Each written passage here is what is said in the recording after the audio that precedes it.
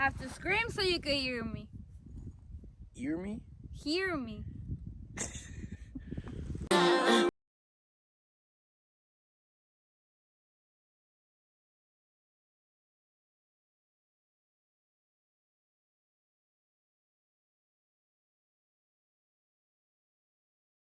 Welcome to the channel. This is RP Adventures. I'm Reggie. And Priscilla. In this video, we're going to talk about why we left Werner Enterprise. But to understand why we left, you have to hear our beginning. We started with Werner in March of this year, and we were there for 6 months. So we left like the first week of September. Yeah. As soon as we hit 6 months, we left to the next company. Our starting, it was good. Like we started really. Yeah. We graduated from Roadmaster, then they sent us to Montana to pick up our new truck. We got to Montana, and that truck was a mess. It was an abandoned truck. Yeah. And it was bad. We filled it up. We checked everything, all the fluids and whatnot. Everything was low. We started it. We had it running idling the whole day. And then once we moved it like 10 feet to take a picture of it, everything went red on the dashboard. It said it shut it off immediately. Damage is going to occur. So obviously, we didn't take that truck. So we were trying to get in contact with the company because by then we had checked out of the hotel. And we didn't know where we were, if we were allowed to get another night. In the middle rental of car Montana. was due to. Yep. And like it was so hard to like find rental cars. So we finally, after a couple hours, because our fleet manager had left for the day too, which we didn't know. And like that's the person that usually approves everything for you. So without her there, like there was nothing really we could do. And so they take care of the people. So like last minute they found us a flight. They flew us back to Nebraska, which is where the headquarters are, and then there they got us a hotel. To be completely honest, that hotel we're not fancy people, but we're clean people, and that hotel was really, yeah, it is way too old. They do clean it, but not enough cleaning can make it like suitable for you to stay there, because it's just like, this is a multi-billion-dollar company. Yeah. And for you to own the Werner Hotel and you're there at the headquarters, you're thinking you're gonna get to a decent place. It was not. Like, completely honest, it was not. It was to the point. Hey, we're out here in the country. Don't touch my hay. Back to the video.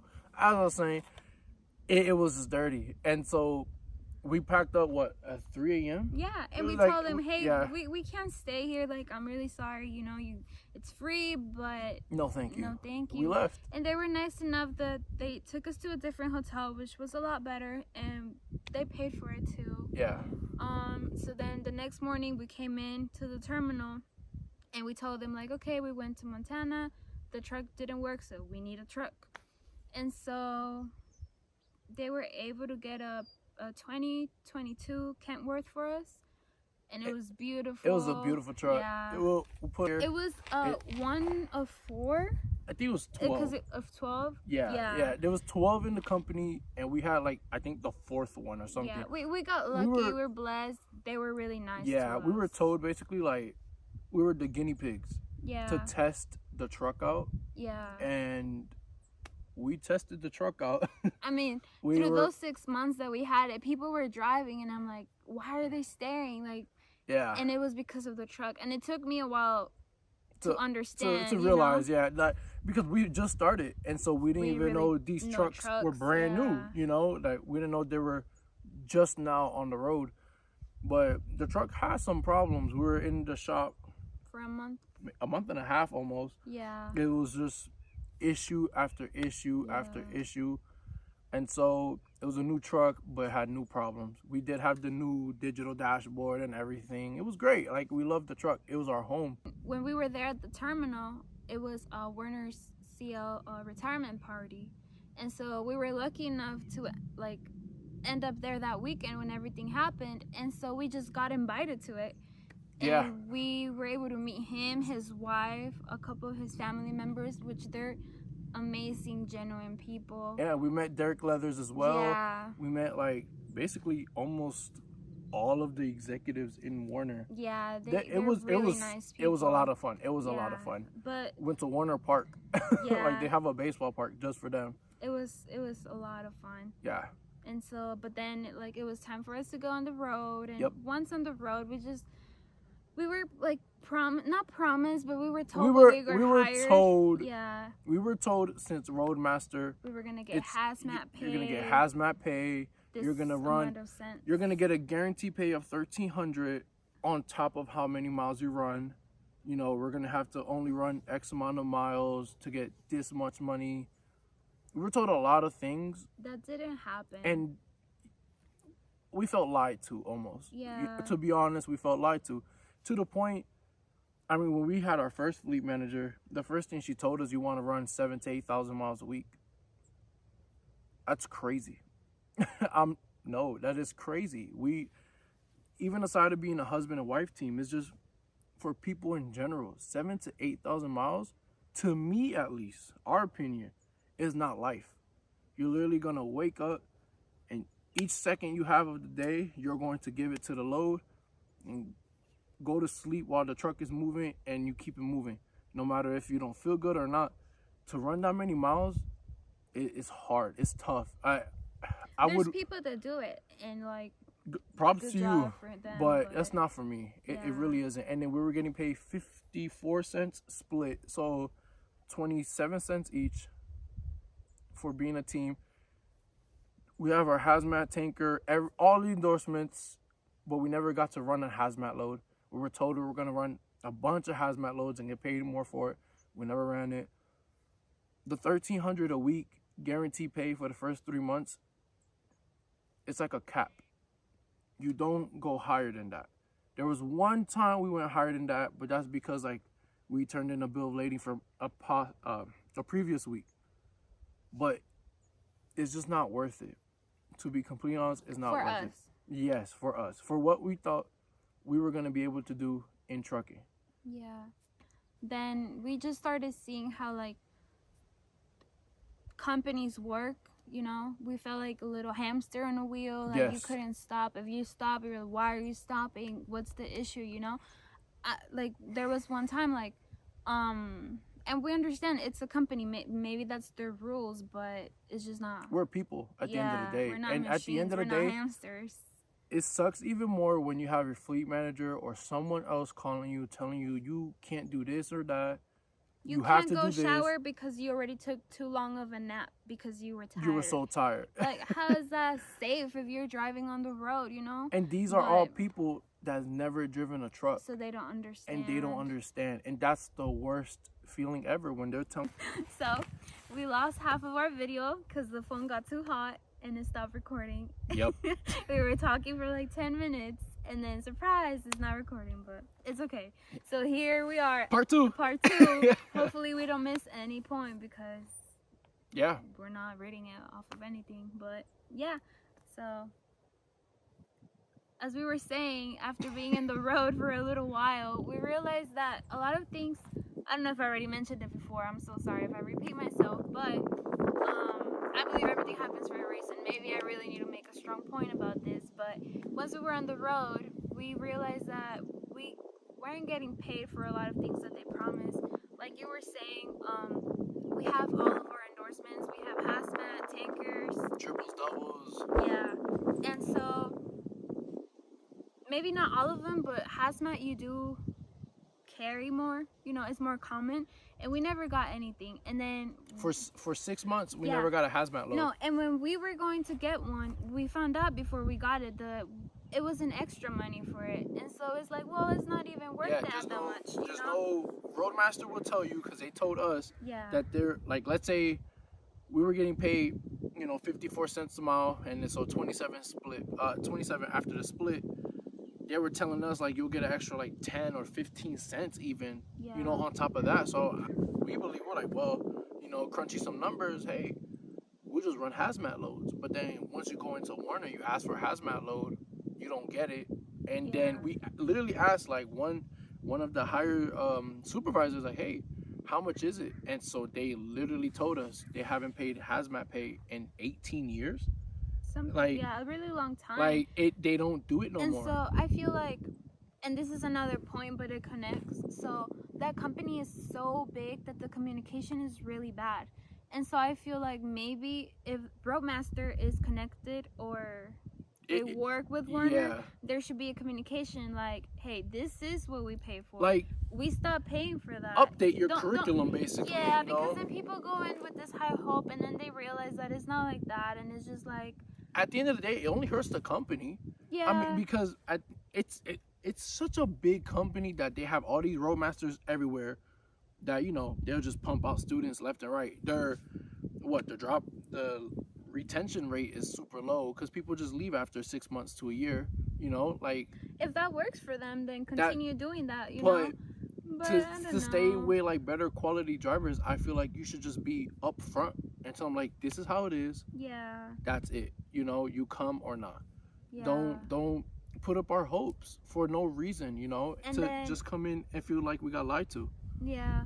And another thing with the communication is like we quit like 3 weeks ago, and so we still get phone calls like, hey, you To guys, this day. yeah, like, hey, when are we going to roll? Or hey, you guys need an upgrade of equipment or this or that. And we're like, I'm so sorry, like, we don't work for you guys anymore. And they're like, oh wait, what happened? And then it's like, can I do something for you? Or who do you work for now? And it's just like, you would think a 2-week notice on the tablet, telling your fleet manager you're leaving. they never acknowledged our 2-week notice. We put it either. in, and it took them a week to say something because I said, hey, did you guys receive that? Yeah. Oh yeah, we were trying to call you. And at Yeah. that same second they called. Exactly. You guys were not trying to call us. Yeah. Let's just be honest with me. Yeah. I put it in, you don't care, we're leaving. Just tell me, hey, okay, sounds good. That's And it. then another thing is home time. So I heard it happens with different companies, but this is the one that we work for, so we only know about this one. But in our situation, you put home time like way before, like time, like a month before, and so they don't even approve it. They just acknowledge it, and then they tell you they'll try to make it work. Yes, they will literally send you a message right back saying, we acknowledge your home time request, but it is not guaranteed that you will make it on time. Yes. So we needed to be there, let's say like the 1st or something, and we put in the home time to be there like by the 28th, like for days before, because we knew it's a possibility. Well, we still got 4 days after, you know, like we got 4 days after the day we put in. We missed our appointment, and we were basically held hostage at a different state. Well, look, we're in Texas and we need to go to Florida. And so they kept trying to send us north and north and north. And I said, no, we need to go straight to Florida. Well, then they told me there are no loads in Texas. So how in the whole state of Texas there are no loads? If you're a driver, you know there are loads in Texas. And then we couldn't deadhead either because we were going to get charged $2 per mile. Yep. When we only get paid 27. Yeah, that is, I don't know. And they'll charge you. They'll make but sure. yeah. They'll make sure. We even to even turn in the truck, we made sure to take a whole entire video of the inside and outside of the truck, just in case if, you know, they were to come for us or something. We don't know. You know, it's just the beginning of our Warner experience. It went good. You know, like it went great. There were some things here and there, but that's where every company. There's never gonna be a perfect company. We know that. We understand that. But then things just started getting worse and worse as we stayed longer. And so we just thought it was best to get a change and head out from there. Because we love driving. We like trucking. We do our thing. And we're not the type to run. We've never been late to a load. Yes, we're not the type to run for 3 days and say, hey, I need 2 days off or something. No, we could keep going. We keep moving. It was a little too much. But like, hey, if I ran 2 weeks straight without barely having the time to take a shower, a 10-hour break, a 14, a 34-hour reset. Oh, and then we got in trouble because we got a 34-hour reset. Yeah, I'm sorry. Well, our recaps hours were 5, 3, 4 hours for the next 3 days. Yeah. And so we did a whole 34-hour reset so we could get better time. and we got in trouble for it. And so, and that brings me to another point. When we got hired, they were telling us like, "Oh, your fleet manager is like your travel agent." Yeah. And then we were like, "Oh, cool," you know. And so with those 6 months, we never went anywhere because they're not your travel agent. At least the ones we had. Got, yeah. Because some people couldn't even take a break. Some so people I can imagine like, going say, somewhere, you know. But go ahead. Sorry. No, you're Because good. some people say like, oh yeah, you know, they'll sell me here, they'll sell me there. Well, we're and like, I take a break hey, and I go sightseeing. we want to go to Phoenix. Yeah. We want to go to Canada.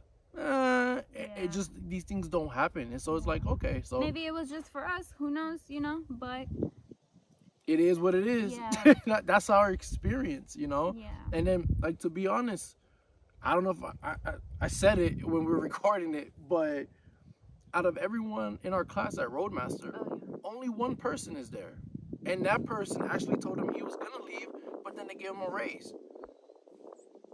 Every time you say you're gonna leave, they always give you a raise.